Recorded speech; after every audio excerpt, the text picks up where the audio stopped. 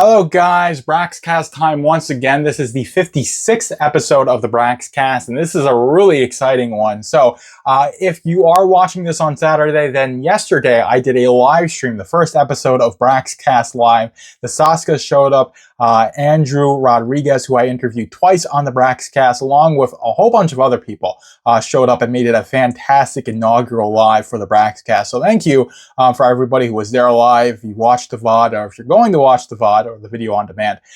Thank you for that. Also, big shout out to Nick Weiser for having a great conversation with me on stream and making it a really enjoyable episode of the live.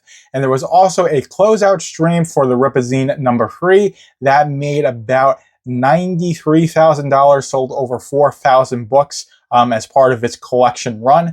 So there was a closeout stream for that yesterday, and that was also a really fantastic event for the fans. Of course, that Ripazine number 3 is featuring the Dirty Deeds short story written by Carol Brown with art by Evan Scale. Remember it this time. But we've got so much to get into that I don't want to bury the lead anymore. We're going to be starting with Zalen'S, What Kills Must Die, and we're going to show off the cover. So I talked about this on stream, of course. This is cover A by Kaio Cacao.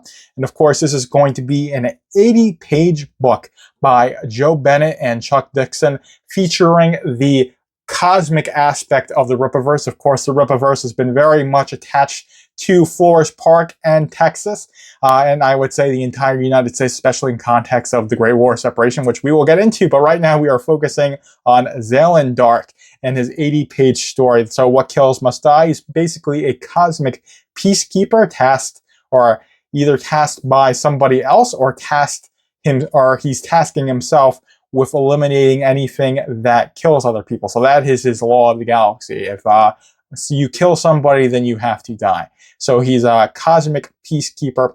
Don't know much more about him about that. We know that he goes to his former home planet, Hadrian 4, finds it's desolate, finds a secret message from his ancestors, and that is his call to action for the story.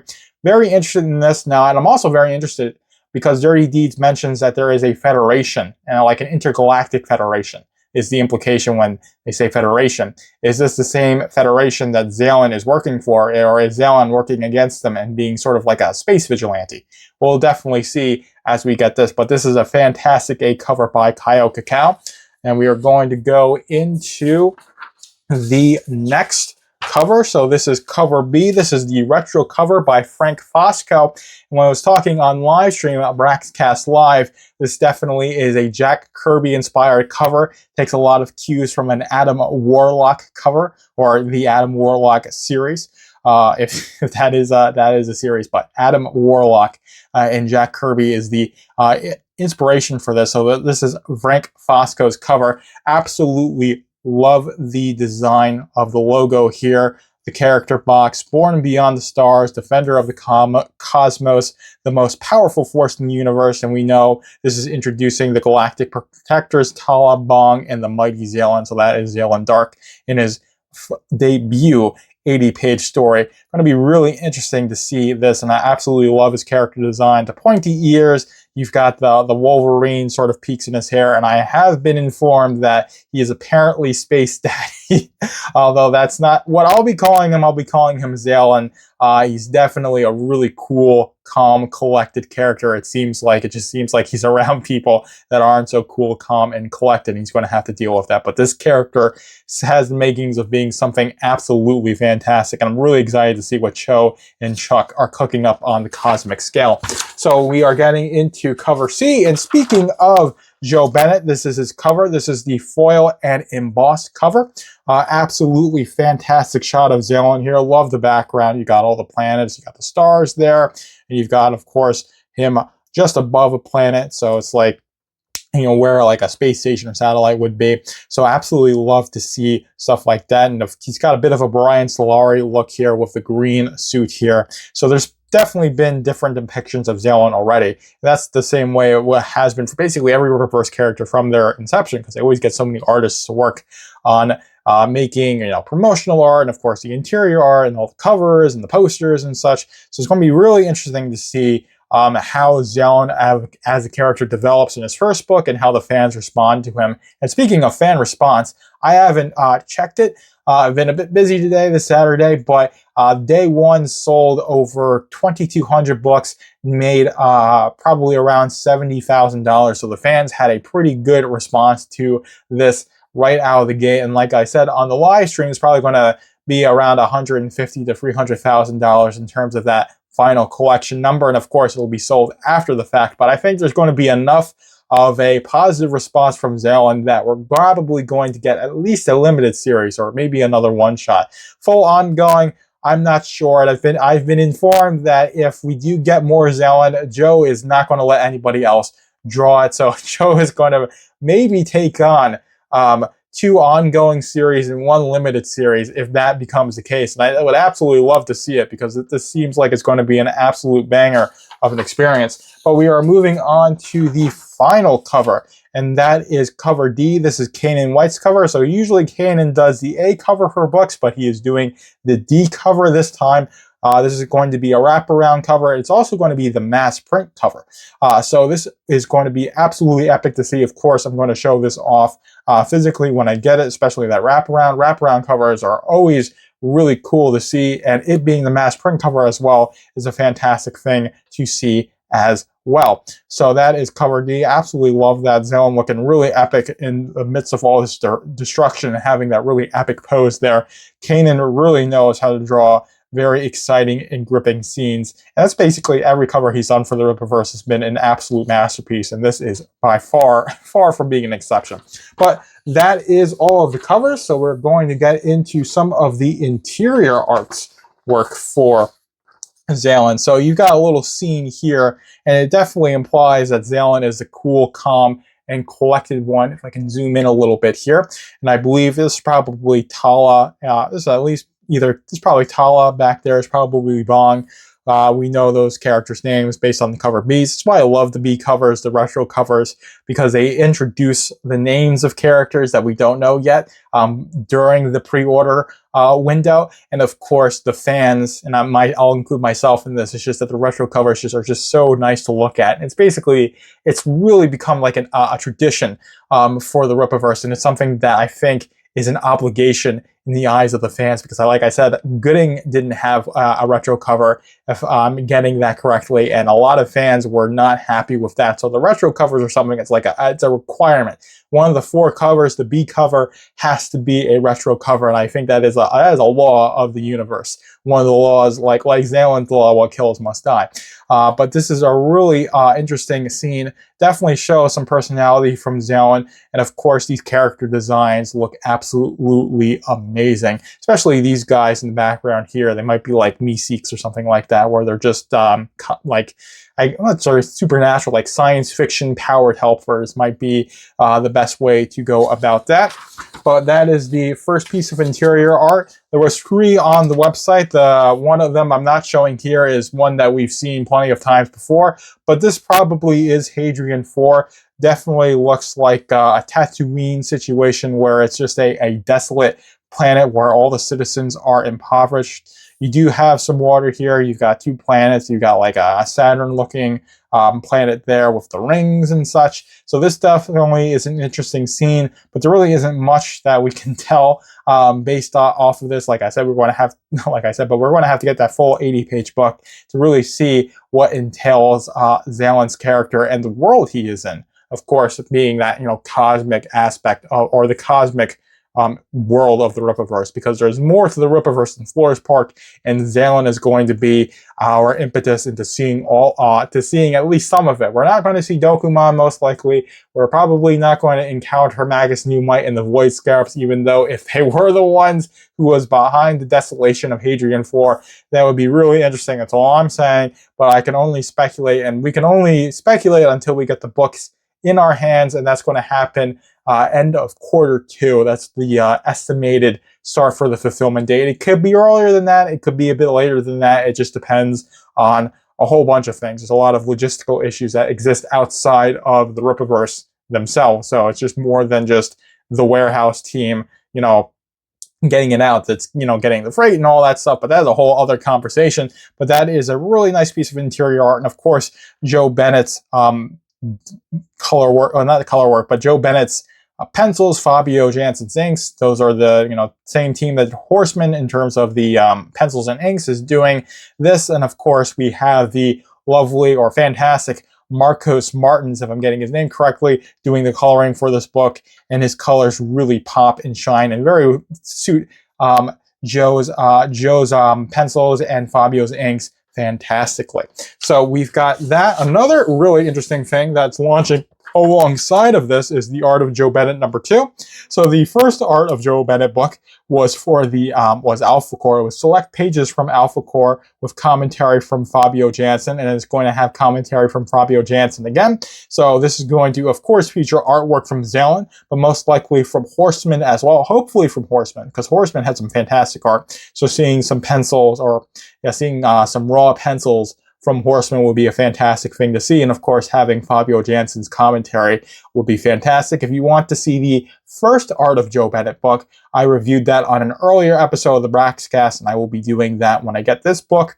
Now, I'll also have the Art of Jack Herbert with me, but I am not going to review it for this episode. It will be next episode because I still have to talk about the Great War Separation. I also have one more thing to talk about in the Hero Stash. So the Hero Stash was launched with the Zalen campaign, and I did talk about it on the live stream a little bit, and I did mischaracterize it a little bit. So you can buy anything, including stuff that's currently in the store. I thought it was just a way to consolidate pre-orders, but you can buy anything in the store, and when you go to checkout, instead of having it shipped to you immediately, you click the button to have it in your Hero Stash. You can put a bunch of stuff in the Hero Stash, and then you consolidate those orders and have it ship out to you as one order, so you can reduce your shipping costs.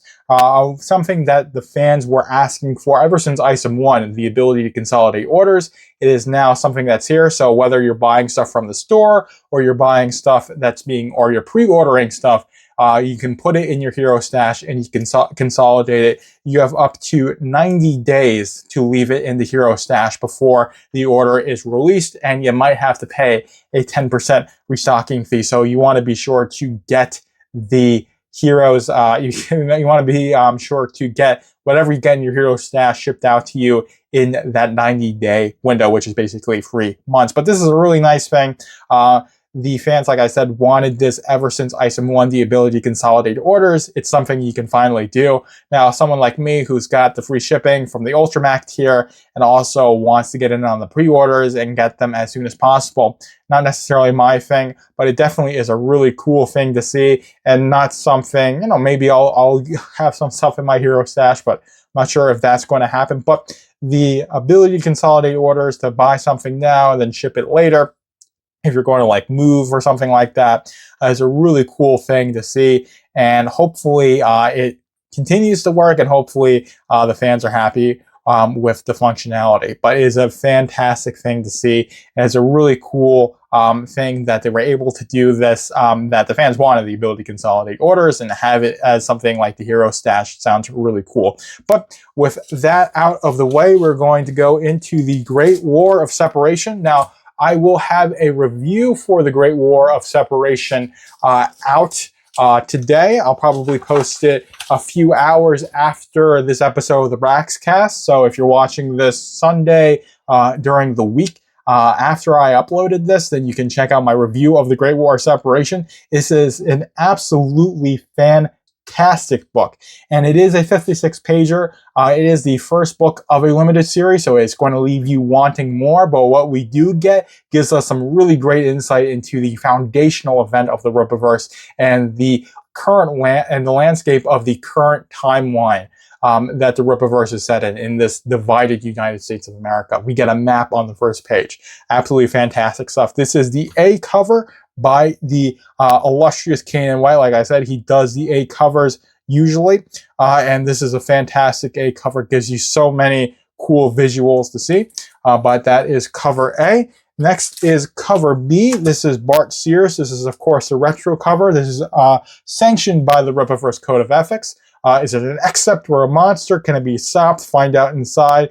The most dangerous villain yet Xeno. So I won't go into any spoiler talk, but Xeno is in this book. But like I said, this is the first issue of a limited series, and with being only 56 pages, it's really leaning on the future upcoming issues, which we don't have yet, which I really, really want based on that ending, to really tie up everything and really make it that full, complete story that the fans are going to want. But what we do have is really compelling and really a really good start to the Great War Separation.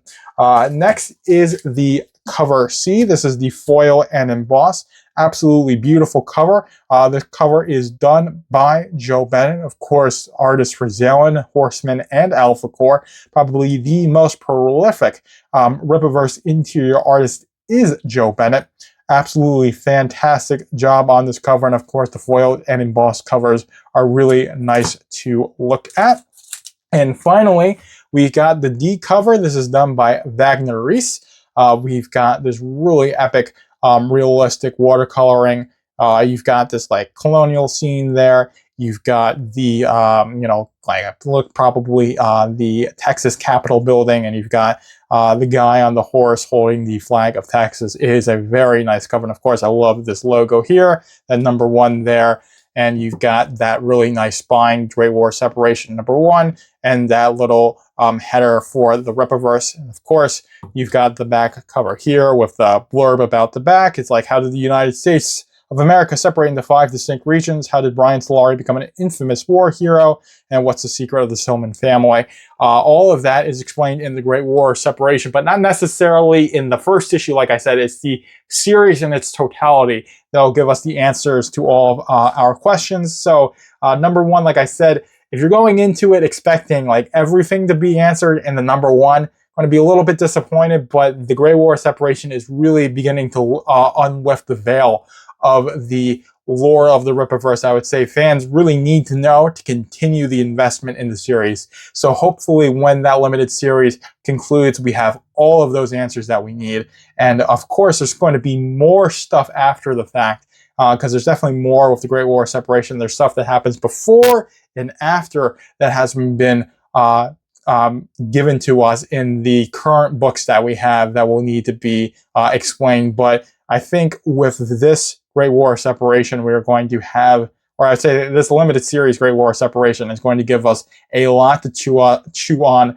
as longtime fans of the Rippaverse. And if you are a new fan of the Rippaverse, or you're looking to get into the Rippaverse, I would say the Great War Separation is a fantastic place to start. But that's my little short review. If you want to watch the full review, be sure to either stay tuned and be on the lookout for that, or go over to the Velvet Room Publishing. Wherever you're watching that, you'll be able to see the review.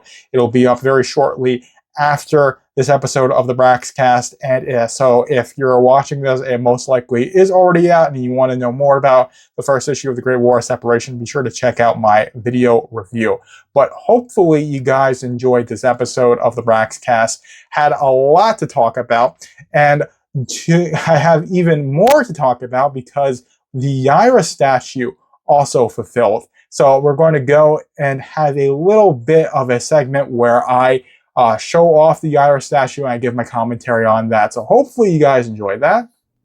The Yaira statue, made in collaboration with McFarlane Toys, is the first Rippaverse statue, and it is an absolutely phenomenal piece of work. Came in very well packaged. Of course, I'll be showing pictures of all sides of the box. It's an absolutely massive box, and of course it was in its own cardboard box, and I'll show a picture of that as well. I got the 93rd of 500. It's a limited edition statue, an absolutely beautiful thing. It comes in 3 pieces, and I'll show those 3 pieces individually. The base, which is very massive and very well built, along with part of the ice that surrounds her, and of course there's the statue of Yaira herself, the actual model, which is about 1 foot long. It's just that she's at an angle, so it looks a little bit smaller, and the base and the ice are very big as well, so it does make her look a little bit smaller in pictures. So I'll be showing a full video around, hopefully that you guys can get a impetus or an impression of what the scale of the statue really looks like. It's a very well-made statue. It really pops when you're looking at it. Of course, her eyes are white because she's using her powers, and I do like the translucent arms, and I do like the pose that she's in. It is an absolutely beautiful statue. The design is fantastic. Of course, McFarlane Toys got her costume perfectly packaged very well, and the cover art for the box is fantastic. You got art from Will Conrad, you got cover A of Yaira #1 done by Kanan White, and you've got the beautiful Yaira logo there. So it is an extremely high quality product. For $500, it still is a very pricey statue, but considering how high quality it is, the fact that it is a limited edition, and the fact that it is the first Rippaverse statue, I definitely think it has that high value for collectors, so it certainly is worth it. Do I think everybody should spend $500 on the Yaira statue? Most certainly not, but it certainly is a really, really good product, and it really lives up to the quality that McFarlane Toys has established for themselves over the course of the years, and I think it's a really great beginning of the legacy that I'm sure the Rippaverse is going to have in the statue and toy market. So the Yaira statue gets a big approval from me, so hopefully you guys, with all the pictures I'm showing, can get an impression of just how cool the statue itself is and how well packaged it was, or how well packaged it is. But that concludes my little short blurb about the Yaira statue. Hopefully you guys enjoyed that, but we're going on to the rest of this episode of the Braxcast. So that was my commentary on the Yaira statue. Like I said, it is a absolutely fantastic statue. Definitely worth the $500 to me. And it is such a nice showpiece. Very impressive. So hopefully you guys enjoyed that, and hopefully you guys enjoyed this episode of the Braxcast. Joker is out. Thank you for tuning in to the Braxcast. Be sure to like, comment, follow, and subscribe to keep up with the Rippaverse.